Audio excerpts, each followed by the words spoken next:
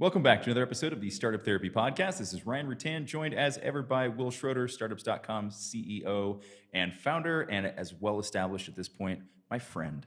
So, Will, uh, we- we've uh, we've had a fair amount of our careers expired together now, which is fairly cool, and ties in nicely to today's episode because we're going to talk a little bit about how, as you know, small companies, as startups, particularly at the early stage, how do we create career path for people, right? How do we create a compelling vision for both the company and how the people who help us start and grow this thing can exist within that? Yeah, Ryan, I think we also talk a lot about what if we don't want to build a big company, right? I mean, it's heretical in startup terms, but what if we're good at 12 people? Uh how do we get really good people to either come on board or stay on board even though we don't plan on being a much bigger company? And funny now that I think about this, um when we first started, of course, like everybody else, we were a small company. And then we grew pretty quickly. But we actually wanted to stay like the bones of a small company. So, I don't remember exactly the milestone, but if you remember, Ryan, when we had, say, like, I don't know, maybe 20 people, which was still big enough for us at the time, but like, fairly small, we had six managers in place, kind of like the six different parts of the company.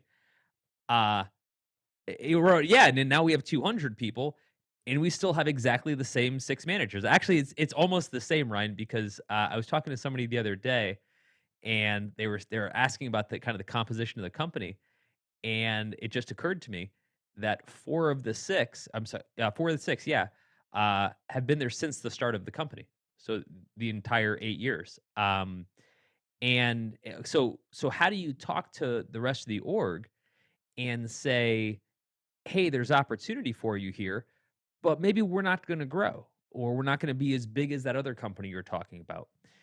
And I think it affects a lot of people because there's a bit of a crossroads. One is I don't want to have to grow and create hierarchy in order for people to on the team to grow.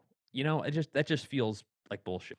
It's arbitrary. It can actually be highly detrimental because then you start to get into doing things that are counter for the business simply because it suits what you want it to be able to do from a standpoint. And to be fair, I also don't think, and I'm curious your thoughts here.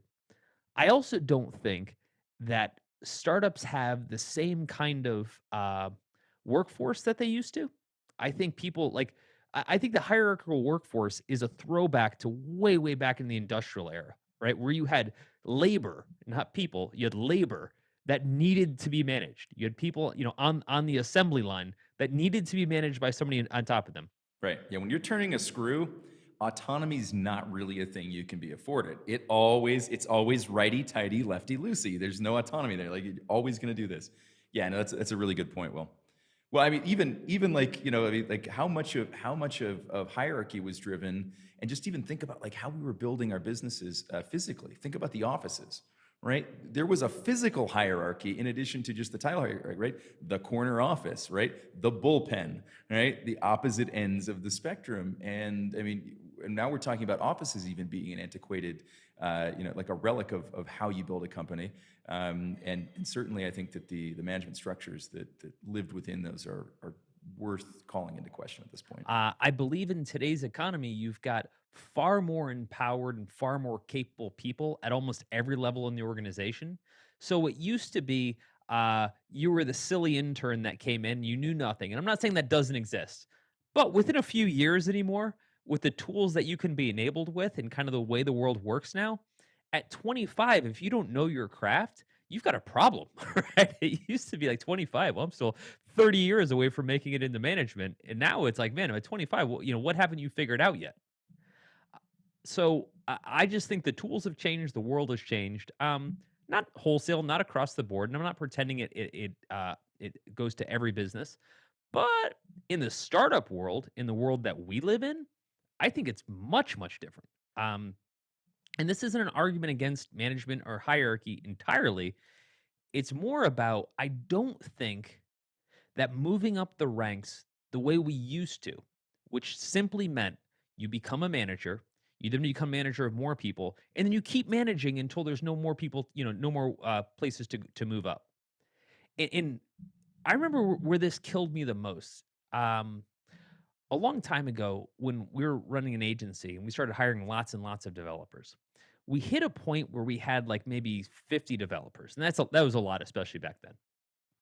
And our best developer was being moved up and up into management. But I kept thinking, like, he's a developer. Why are we putting him into management? Like, he's actually not that good at that particular job. But because he was the most senior, he had to have the most seniority to kind of like guide other people. And one day he comes to me and he's like, I hate this job. Right? I didn't come here to manage people. Right. And I said, dude, I don't know what to do. Theoretically, you're the most capable. So you, Peter Principle, you're way up there. Right. That's it, man. And now you're stuck. Yeah, no, the Peter Principle is a real thing, and I think I think that is compressed significantly and highlighted even more within the startup space. I mean, we can use whatever analogy you want here, but like, you're not going to make Cristiano Ronaldo the coach. Like, you're the best player we got, top goal scorer in the league. You should probably be the manager. Right. Right. It's exactly it. And so, uh, what we looked at, when we were creating our own organization was this. We want as flat of an organization as possible, for a whole host of reasons, really. But our whole thing was, since we intend on being small, we got bigger than we expected to be. But since we intend on being small and we intend on being a flat organization, we had to rethink what career path is in an age where hierarchy just doesn't make as much sense anymore. We also wanted to create something where we didn't feel forced, if you will, like unnaturally, to start creating directors underneath, VPs, underneath senior VPs, underneath, C-level execs, just so we could mirror how things used to be done. Right, It right. just didn't make any sense. Yeah, I mean, we talk about this a lot that, a startup company does not mirror a larger corporation. It's not just a smaller version of a big company. And we're, we sort of have that narrative out there. And yet you do see a lot of companies kind of unintentionally recreate that same structure, even though philosophically and like, the tactically, the things they're doing to grow the company may not align with that at all. Right, which I think is dangerous for a lot of reasons. Well, it puts the founders in a tough spot, though, because everyone's kind of grown up knowing this mechanism for growth. And all of a sudden, we're trying to unwind that. It's interesting too because again, we're of course still in COVID. We may have be having this disclaimer for a long time at this rate. Uh, Silly. Yeah. but it forced a lot of people to rethink their office space, right? And so a lot of major companies, I remember Twitter was one of the first ones in, are just like, yeah, you're just not going to have an office anymore. And I actually on Twitter of all things said today or yesterday, I said, if offices didn't exist, no one would sit down as a team and say, let's sit in an office from 9 to 6 or whatever in this uncomfortable space and work it. Like, no one would have invented that in current terms. There was a time and a place that made sense. Right. Let's look at our growth goals, guys. Yeah, there was, and it's no longer, right? And nobody's sitting down and thinking like, what we need is probably a roof and some walls, a water cooler. That will drive the growth that we need. We should probably put most of our money into that right now. It's not going to happen, right? Yeah, basically, my needs right now are I want to create a commute to a place that I don't want to be at. I want to sit at an uncomfortable desk, like I'm a school kid for a very long time. Barely talk to people that I like, and miss my family as much as possible. If we can get all those things to work, yeah, I would be in a very good place, right? And so, again, these things start to tumble down because COVID tore this mechanism out. I think startups, based on kind of how we're building differently, how our efficiencies are creating different types of organizations, like you can just do with 10 or 12 people. Well, you used to be able to do with 100 people. So you've got to figure out what 10 or 12 people looks like. I've referenced this before, Ryan, but David and Jason at Basecamp are huge fans of this. They've basically said we could have a 200 person organization. We just don't want to. And hell, I don't blame them, right? And so we had to sit down a couple years ago and we had to rethink what our organization looks like and what career path looks like for folks in an era where we don't intend on creating any hierarchy. And I think that was a tough conversation. What was your take on it? It was. I mean, so it's hard to have that conversation with somebody without really feel like you're trying to force feed them some Kool Aid, right? And it's because while it does work within the startup context, and mileage may vary, startup to startup, in terms of how that's implemented. I think where it gets tricky for people is they go, "Yes, Ryan. Yes, Will. I understand what you're saying to me as your prospective employee, and you're kind of laying out the future for me here, and that works great within the context of your company. But what happens if someday I want to go somewhere else?" Where they expect that based on my title, my experiences, that I will have these other things. Like I would have been managing people and not just process. And so I think that was where it was the most difficult, was to be able to say like, look, we're trying to give you a little bit of a view of the future here. We're trying to help you understand what your growth looks like for us. I think and they got that. I think by and large, that's not as hard to explain. I think it's as they're then thinking, yeah, but what if? Like, what happens when I need or want to leave this company? What happens if this startup company that I'm about to join fails? That was the most difficult piece of this, and I think it's going to get easier, because I think that the notion of full-time employment, or for forever with one company, and simply growing through this kind of antiquated hierarchical system that we've just talked about is changing, but we're not quite there yet, right? It's 1993, and I'm trying to buy a book online, and I'm still really nervous about putting in my credit card details, right? We're not quite there yet. Also, what I remember us doing, I think we should kind of go through our exercise because I think it served us well, and I think a lot of other folks listening would like to hear it. And I think where we landed to begin with was we said that growth essentially needs to be unpacked, right? Like when we talk about career growth and career progression, if we look at it at all the ends, which is, hey, I want to be a CMO, or I want to be able to have people reporting to me, we're missing what people are actually asking for. It's not necessarily that I wanna be director of, it's that I want the things that come with director of. And so we went backward. We spent a lot of time on this actually, and we started to unpack all of the key tenets of what career growth actually meant to people. And what was interesting, and if you remember that, a lot of these discussions, once we did that, the conversation got a lot easier because we were saying, "Don't you really mean this?" And it came down to essentially three things, and I guess we can dig into each. One was cash. I wanna get promoted because that means more money, right? So, okay, we have to figure out how you can make more cash. Another one, was about recognition. Title was a huge recognition. If I go from director to VP, I want that recognition. If you just say, "Yes, I'm making more money, but I've never changed my title in 20 years," it feels like something's missing, right? Even if the title doesn't necessarily mean I'm getting direct reports. By the way, direct reports are a pain in the ass. At, at least I want to understand that I'm being recognized for progression. And then really the last one was, as I move up the ranks, as those titles imply, I'm in charge of more. I get to do more. I get more empowered. And we had to explain with each of those how you could do that within this organization, with caveats to everything, by the way, without having to jump. And I'll make one giant caveat.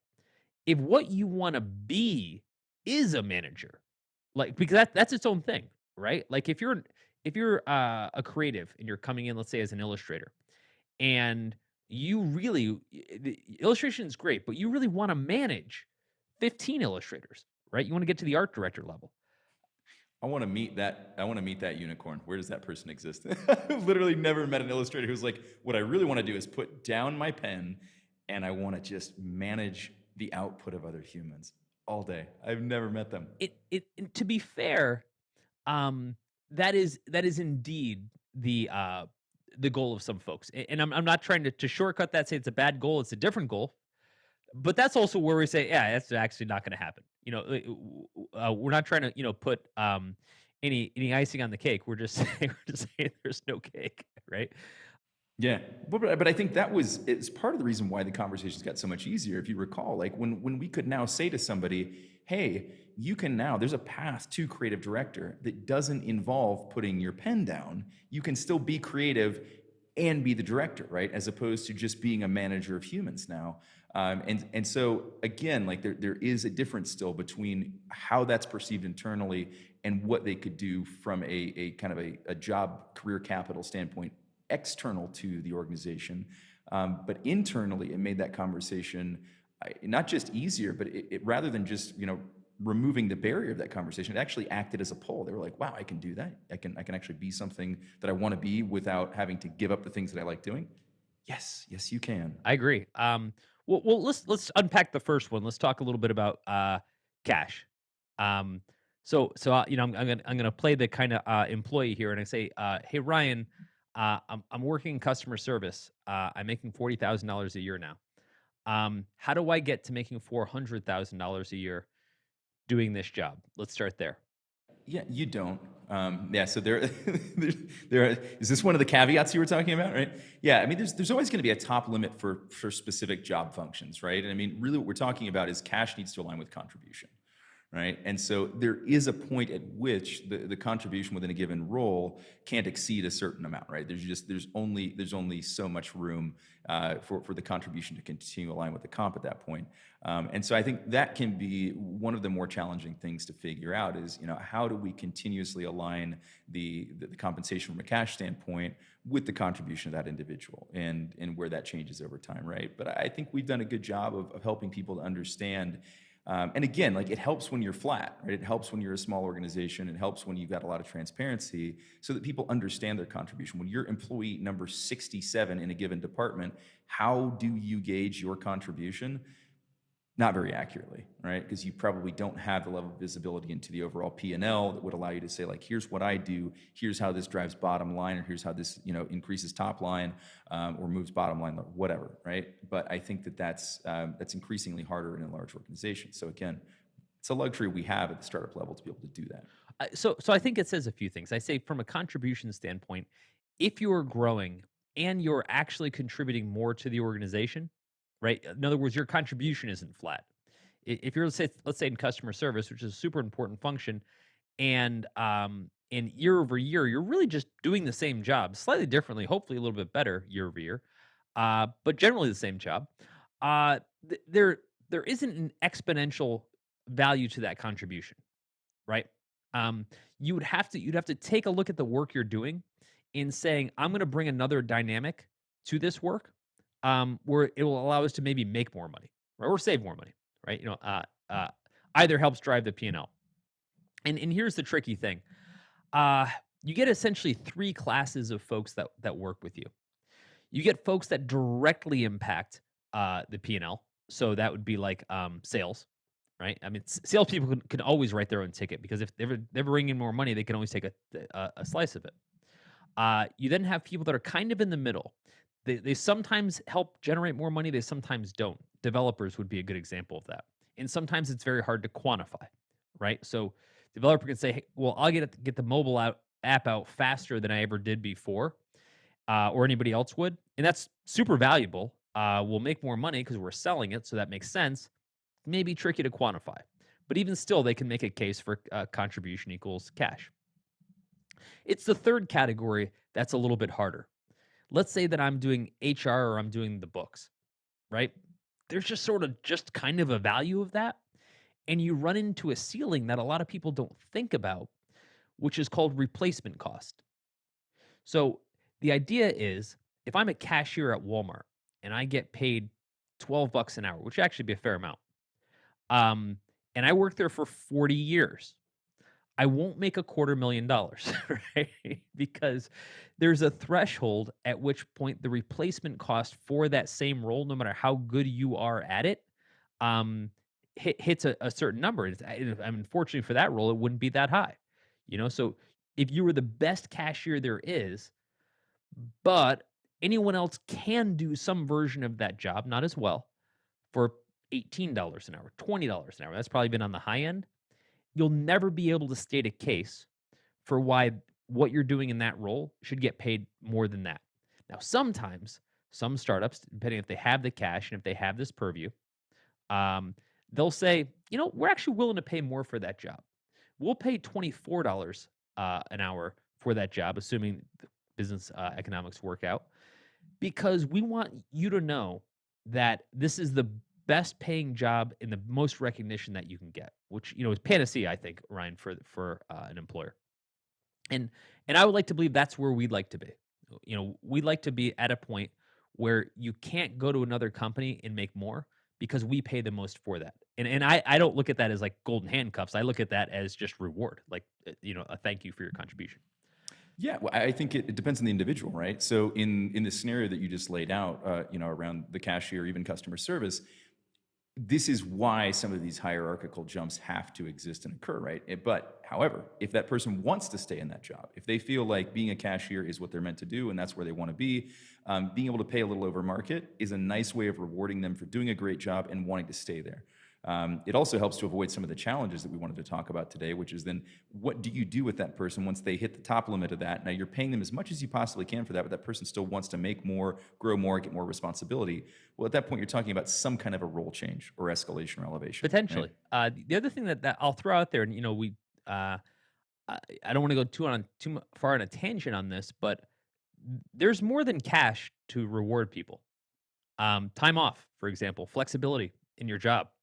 I would say every company right now, given COVID, is starting to understand where flexibility in the job, work from home, et cetera, is as much of a value to some folks as the next tier of cash is. I'm not saying cash isn't important, but often the flexibility to be with your family or do things that you want throughout the day and kind of like make your day the way you want it is incredibly valuable to people.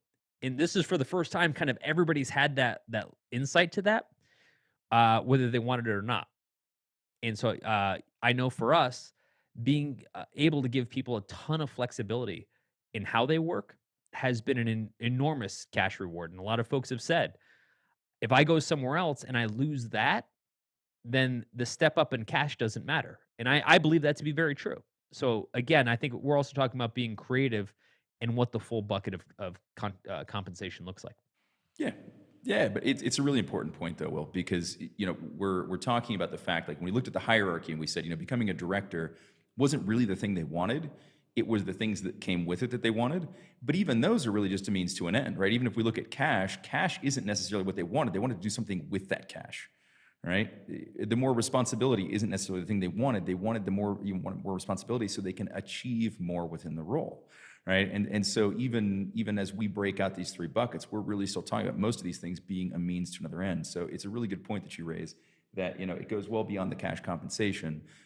It's a big piece of it, right? But it's really about what does that buy me, right? And again, if leaving this company to take more cash comp means traveling and working long hours and not seeing family, then maybe that doesn't really give you what you wanted. Maybe the cash that you wanted was you could take an extra vacation, which you can now afford from a monetary standpoint, but you don't have the flexibility to take it. So what have you actually accomplished in that move? And so of course, career path is an extremely complicated and multifaceted adventure. The calculus on it's tough to do. But you're absolutely right in saying that we got to kind of go beyond the base metrics and understand what's really motivating folks. What do they actually want, right? Let's get beyond the obvious and let's talk about what do they actually need to want to stay with us. Because I think a big part of what we're talking about today is retention, right? How do we keep the people that we want? How do we keep them happy? And how do we help them to excel in doing what they're doing? Well, and again, and we always have to bear in mind that because we're a smaller organization, we're always going to be a bit saddled with the replacement cost, right? So if we've got somebody doing accounts payable, and that person's doing a kick-ass job, and they're making $60,000 a year, but there's no version as a business. Again, we're a small business where we're going to pay $160,000 for that same role, right? Again, back to the cashier at Walmart. There's just some point at which the organization can't afford to pay exponential for a function in the business, regardless how good that person is or how loyal they are, et cetera. And the truth is, what you're really talking about isn't whether or not, hey, I want to stay with this company. It's I have to go to any other company. This isn't even about moving up and down the ranks, et cetera, whose replacement cost is higher, right? Maybe a Google can pay $120,000 for an accounts payable person because their replacement cost for what they do and the level of that responsibility is dramatically different. Right. Well, it goes straight back to contribution, right? You assume that Google can afford to pay that because the contribution of that individual in accounts payable there is significantly higher. Correct. And so our goal as a small company should not be let's come up with every reason no one can ever leave, right? Our goal should be let's have a very clear dialogue about what we can do well and where we have to say goodbye, right? And I think um we get so caught up in retention to mean if anyone leaves, I've failed. The truth is, people will outgrow different aspects of the organization. Said differently, if they're not, you've kind of failed there, where you haven't grown the staff. Uh, and so we need to look at contribution in cash as this multifaceted thing. Like, what are all the ways that I can, compensate you, time, money, etc. Um, and try to come up with the best, pie chart of those things that we can. And if we can't, not the end of the world. Uh, but folks need to understand that they can grow in cash, their reward without necessarily having that to become director, VP, etc. Absolutely will. And so I think we can kind of put a bow on that by saying that, cash equals contribution, maybe comp equals contribution, right? So we can talk about things we can do for the staff outside of cash, but that's the general crux of it. The other thing that we talked about is that, your title needs to reflect your capability, not necessarily your direct reports, right? Like, being a creative director versus being an illustrator speaks to what you can accomplish within that role, not simply, I now am an illustrator with 15 people working for me. So let's unpack that a little bit, right? Because I think this is something that we've done a good job of internally, is helping people to move up, in title and in recognition, without saying, yeah, but that's going to be limited on when we can hire those 15 people to sit underneath you, right? No, this is a reflection of your progression through your capabilities within this role, not simply, yeah, we were able to hire 12 more people. It goes back to the gentleman I mentioned when we had 50 developers, and I said we kept moving him up to put people under him to say that's a reflection of your progression, but essentially he had become a systems architect, and that was a reflection of his progression. Everything else had nothing. He was actually he was a good enough manager. I'm not going to knock him, but like that really wasn't his superpower. Yeah. It also wasn't what he wanted to be doing, right? He came to you and said, I hate this job. Well, but actually stick with that. I could never get around how people were inherently put into management positions as a reflection of their capability, um, without necessarily saying, "Is that really how we should be progressing you?" Right? And so, this was always, my beef around creatives. At the agency, we had like 150 creatives, and again, going back to the person, with the pen that was an amazing illustrator, saying, "Hey, let's say I have 20 people reporting to me. Where did you get that responsibility?" Or said differently, where did you get that skill? Right? I mean, you went to art school. Like, how do you know about management? Yeah, they didn't. I mean, yeah, it literally just comes, and this is like, we talked about the fact that, sometimes, trying to create a situation whereby we add those people so we can promote that person. Like, this person needs the promotion, they want the promotion, so I guess we got to go hire people to put underneath them. The opposite can be true as well, which is that there's a necessity to add people. So in your case, you weren't hiring developers so you could promote this guy. You were hiring developers because you needed them to execute on projects, which then just by proxy elevated him to a different position that he didn't want or need to be in. Right? Both of those things are bad Well, news. they are. And look at it this way. There's another side of it where the person progressing, let's say they don't have an interest in management, but on the other side of it, maybe the rate that they're progressing just shouldn't have anything to do with management. In other words, um, if I show up and I'm a kick-ass marketer, and let's say year one I'm not. I'm 20 years old. I'm out of school, and I show up at the organization and I'm just earning my stripes. But by year two, man, I'm absorbing a lot. Right, I'm starting to get some campaigns rolling. I'm actually starting to get some real progress by year 2, year 3, etcetera. I'm actually on my grind, right? Like I'm nailing all of these initiatives, right? I'm doing stuff that people normally 10 years ahead of me were doing. Is the notion that the only way that I can prove that I have those skills is by having reporting structure? That doesn't make any sense. But but if I go into a big org, and again, I'm not knocking a big org. I'm just saying this is where it kind of breaks down in a big org, and this is where it's an asset for a small org. I have to go at the bottom. I have to work under some dude that probably doesn't even understand half the stuff I'm learning, right? And kind of just sit around and wait in line and hope that he or someone else in the organization kind of figures out that I'm more valuable and kind of figures out how to move me into a reporting role so that I can do the same damn thing I was going to do anyway. That pisses me off because in my mind, every person in the organization should be given a path, an individual path to run as fast as they can, despite anybody else that may be above them, right? In a reporting structure. In other words, yeah, man, if you show up and you are just amazing at your job, there should not be any hierarchical boundary to how quickly you can advance. We see this with developers all the time, because they tend to get a tremendous amount of experience at a very young age and become very market valuable at a young age. I hate the idea that a 21-year-old developer can't get senior level pay by the time they're 22 or 23, right? And what throws people is they look at that and they say, "Well, that doesn't make any sense. They couldn't possibly have the experience." Mm, they have the contribution. That's If they do, that's it. If they're making the contributions, yep. we brought in our director of finance at what, 22? Was he? I'm not sure. Yeah, barely. Yeah, I mean, but what, 23 maybe? Point being, that's the director of finance. That's not a minimal job, right? Our now CTO, same thing. Was in a director role by the time he was 22, 23. Um, and the point of that is we don't look at how many years of experience you have per se. We look at what can you do? How capable are you? What level can you play at? Now think of what a waste it would have been of talent of either of those guys had we put them in the same role at any other company, in any other big hierarchical company. And perhaps they would have moved up in their own way, but not likely, right? They would have said, "Well, you don't have the experience yet, so you can't move up yet."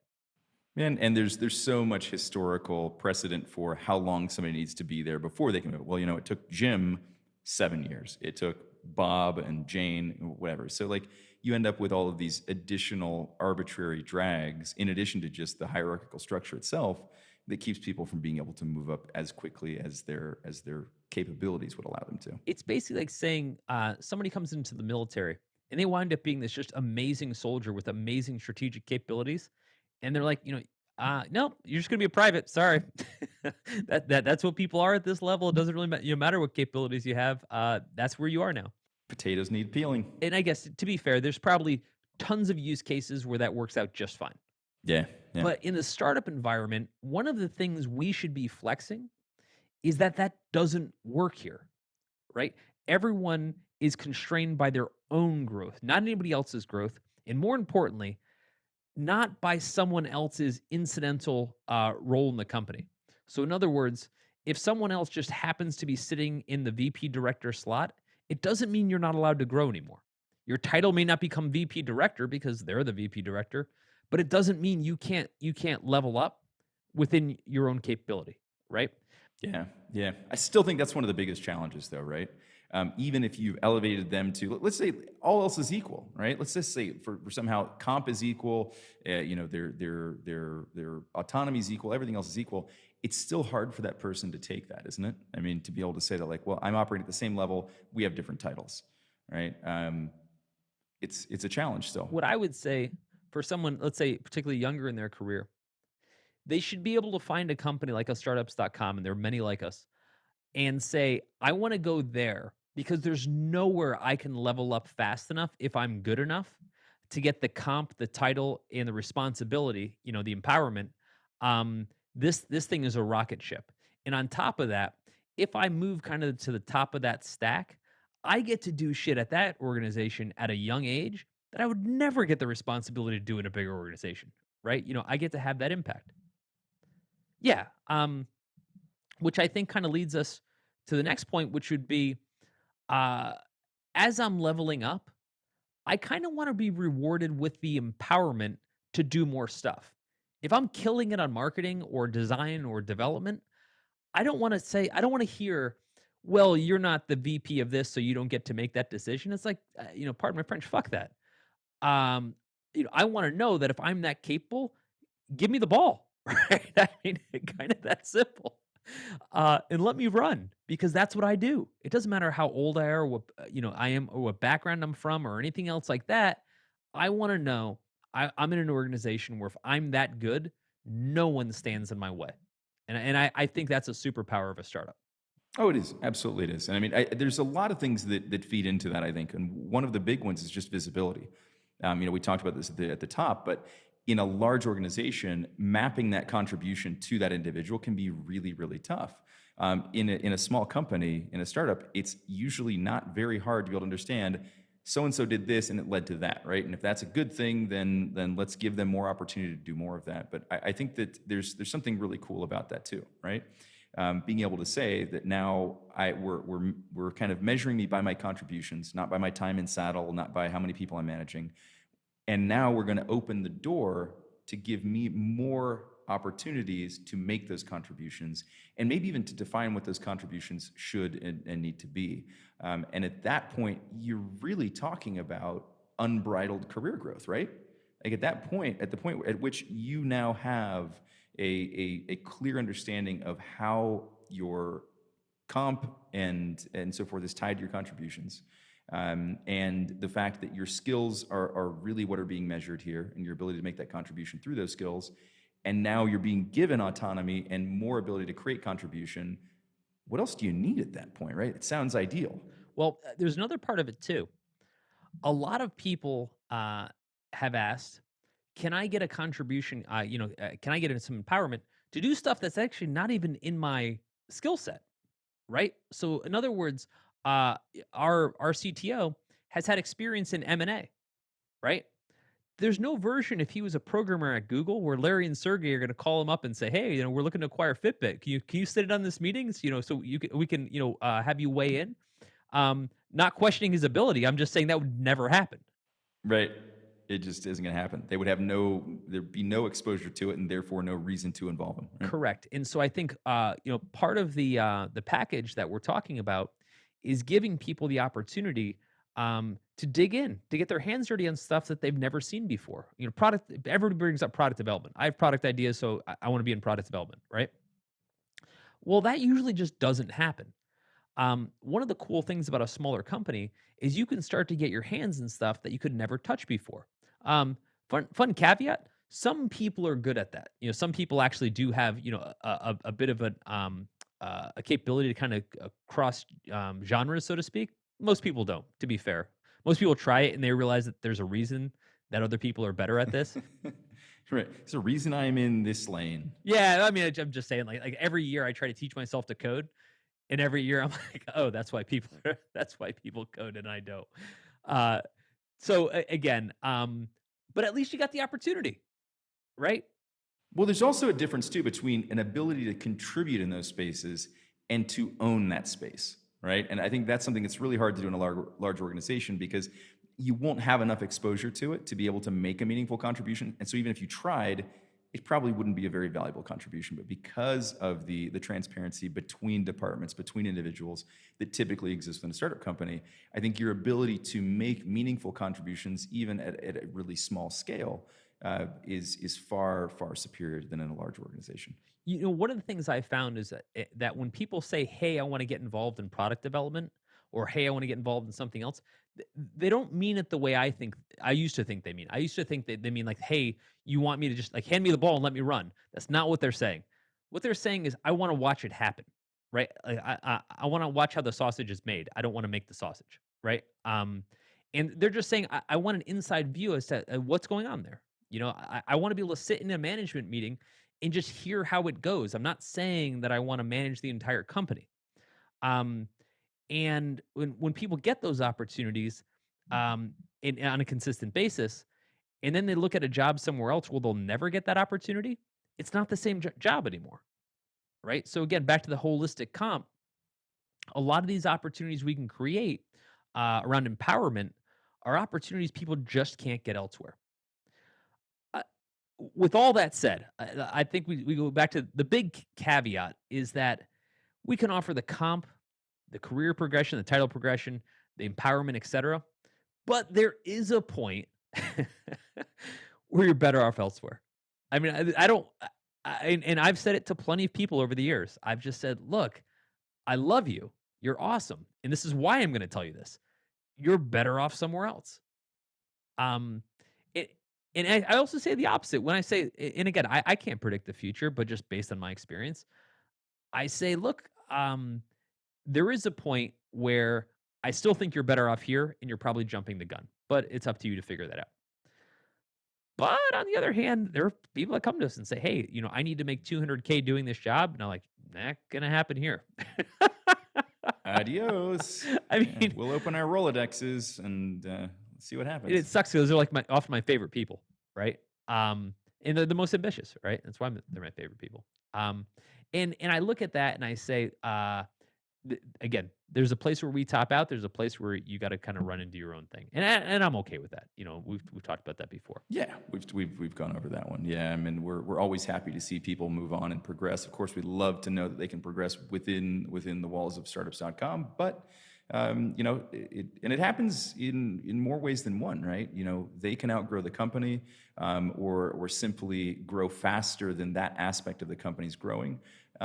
Sometimes the converse is true, right? Sometimes the company grows faster than they are, and they don't have, they're not prepared at that point, or because sometimes these things can happen really fast, right? We turn on a new channel, all of a sudden things change overnight, and now, in a role they were thriving in, now they just feel like they're trying to hang on for dear life, and in that case, it's also a better move to switch.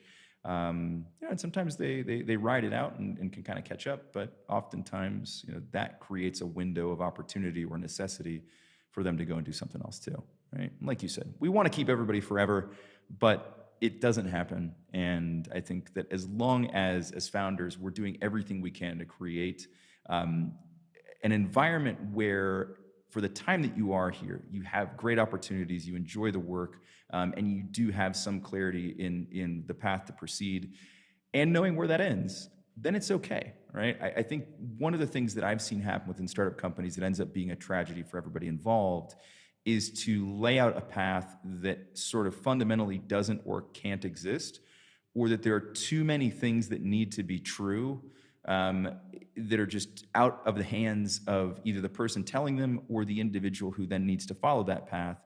And that can just lead to a lot of disappointment, right? If it's like, start here today, Jimmy, and in 5 years you're going to be running this thing, right? If we told every customer service rep that worked for us that was the possibility, and of course anything's possible, but if that's the path you lay out, you're being disingenuous, and that can lead to a lot of heartache. Yeah, I agree. Look, I think at its core, our goal is to simply say, this is what we do really well. We're kick ass at these things. You can make more money at this role than most other roles. Again, not everybody. We can't outpay Google. Um, we can give you a title progression that has no bounds. In other words, it is not bounded by who's ahead of you. It's not bounded by your experience in market. It's bounded by how much ass you kick. Um, and we can give you the empowerment to just do what you want to do, see other things that you'd never see before. If all of those things sound awesome and continue to sound awesome, this is the place for you. If it's not, again, we'll help you find your next gig, so to speak. But I think all we can do in putting that path together is lay our cards out, say, this is what we're awesome at. We hope you can grow with us.